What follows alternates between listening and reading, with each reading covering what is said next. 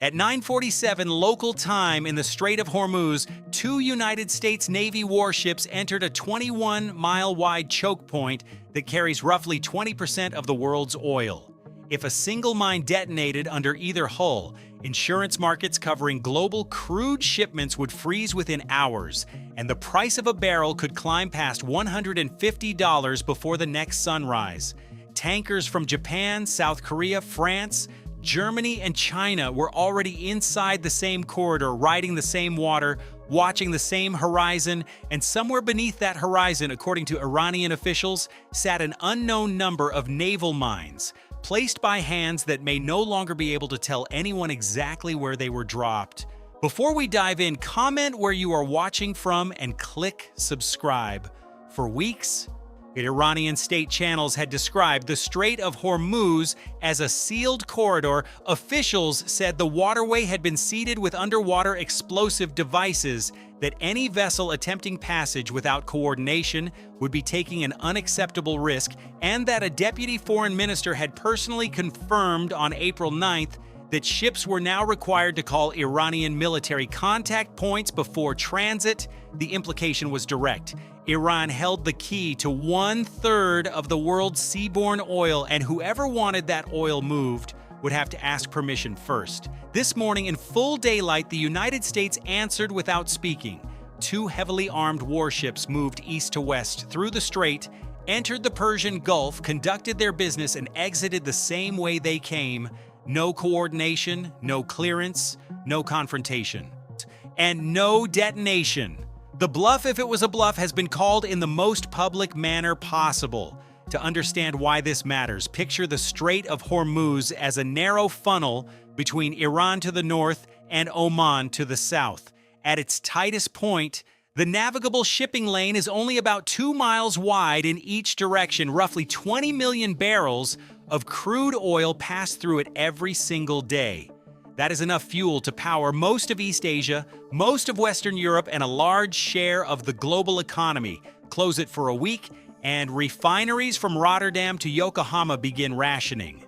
Close it for a month, and modern shipping insurance, which assumes free transit through international waters, collapses as a financial product. There is no alternative route of equivalent capacity. There is no overland pipeline that can absorb the difference. The strait is, in functional terms, a single point of failure for industrial civilization. Now look at the timing. The passage occurred during ongoing diplomatic talks in Pakistan, where an Iranian delegation of approximately 70 representatives is meeting with the United States team led by Vice President J.D. Vance. The Iranian side reportedly arrived in Islamabad before the American delegation had even landed. That detail, small as it appears, matters. A delegation of 70 is not symbolic. It includes economists, career diplomats, security advisors, and members reportedly tied to the Islamic Revolutionary Guard Corps. You do not assemble a delegation of that size unless you intend to negotiate across every file at once. And you do not arrive early to a negotiation you intend to walk out of.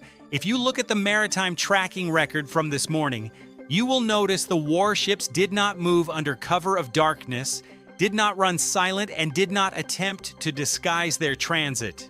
Their courses can be reconstructed minute by minute from publicly available satellite data. The transit took several hours. It happened in clear visibility.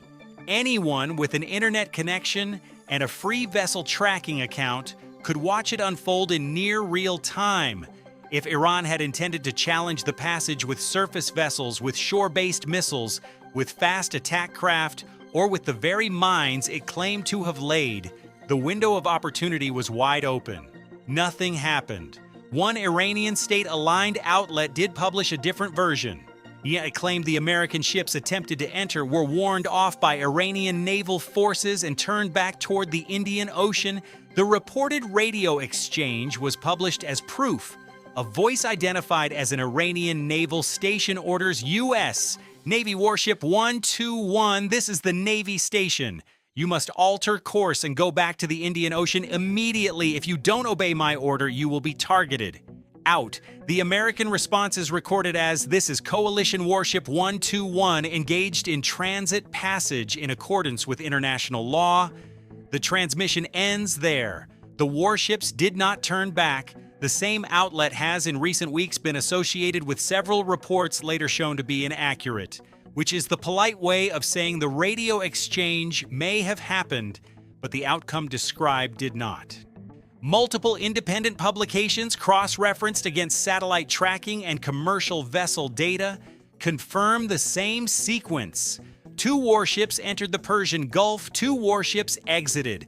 United States officials have stated on the record that the passage was not coordinated with Iranian authorities, not pre-approved, and not the result of any quiet diplomatic arrangement. The ships moved on their own authority through what is, under international maritime law, a transit passage available to any flag. The exact mission remains officially undisclosed. There are 3 working theories. The first is a freedom of navigation demonstration, a deliberate signal that the United States Navy still treats the strait as international water, regardless of any unilateral claim Iran has made. The second is convoy escort, one in which the warships shadowed a commercial tanker movement through the choke point and back. The third is reconnaissance, possibly a precursor to mine clearance operations conducted by other assets not visible in the public record. The available open-source information does not confirm any of the 3. What it confirms is that the transit happened. Here is where the picture gets stranger. The 2 warships involved are not based on publicly available information equipped with specialized mine countermeasures gear.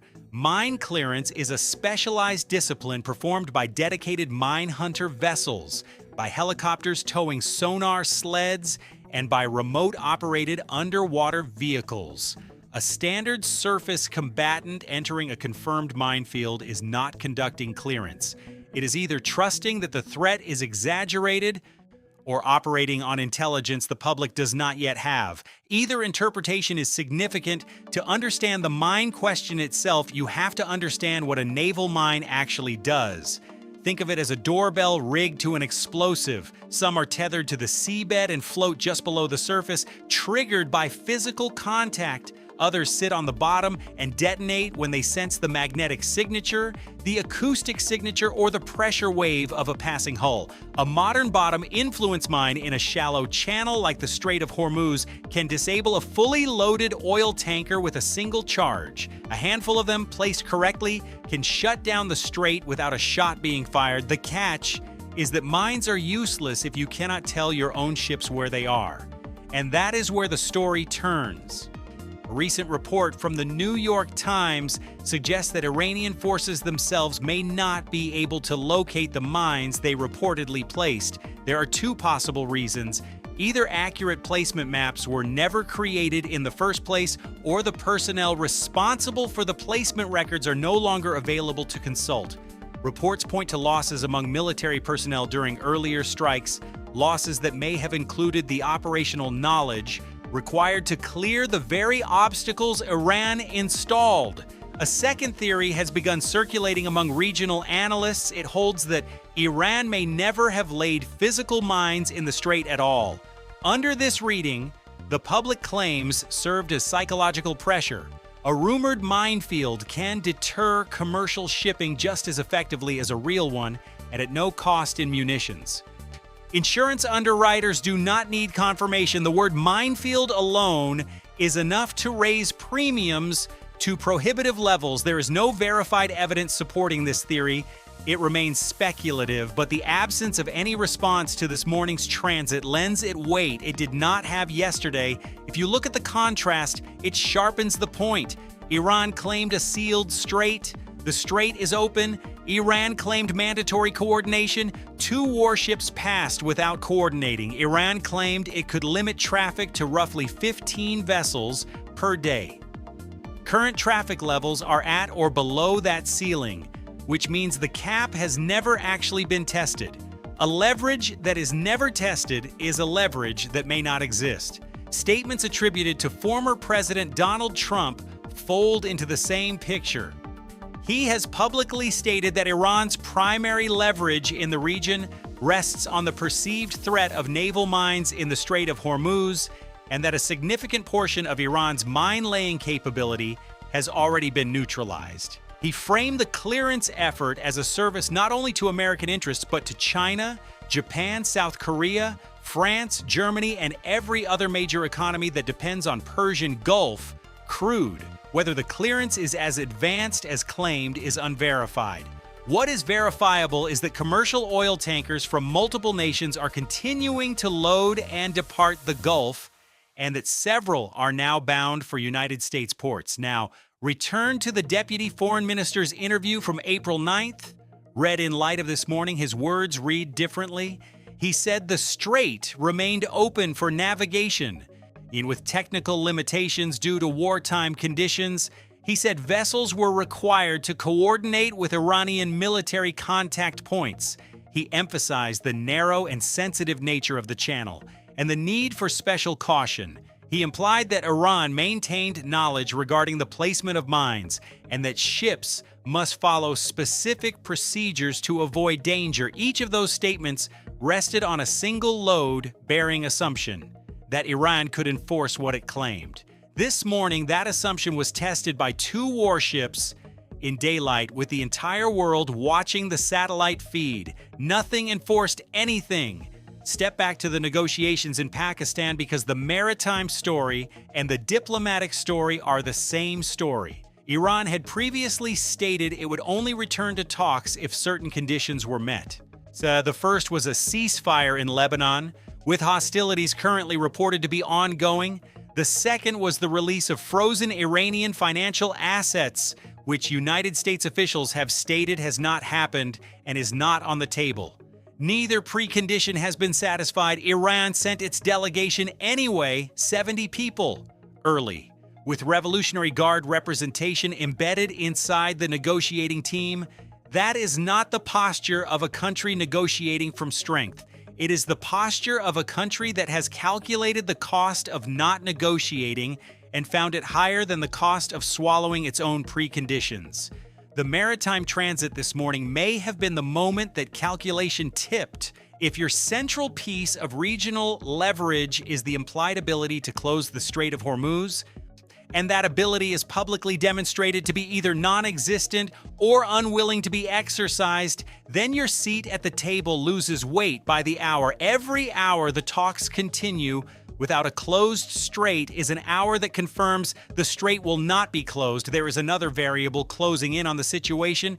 Reports indicate that China is preparing to supply Iran with new air defense systems, including portable surface-to-air missiles, known as man-portable air defense systems, or MANPADS. To picture what that means, imagine a shoulder-fired weapon roughly the length of a long fishing rod, capable of tracking and destroying a low-flying aircraft from several kilometers away. They are light, mobile, and almost impossible to see coming. Intelligence assessment suggests these systems could become a decisive factor if the current pause in hostilities collapses.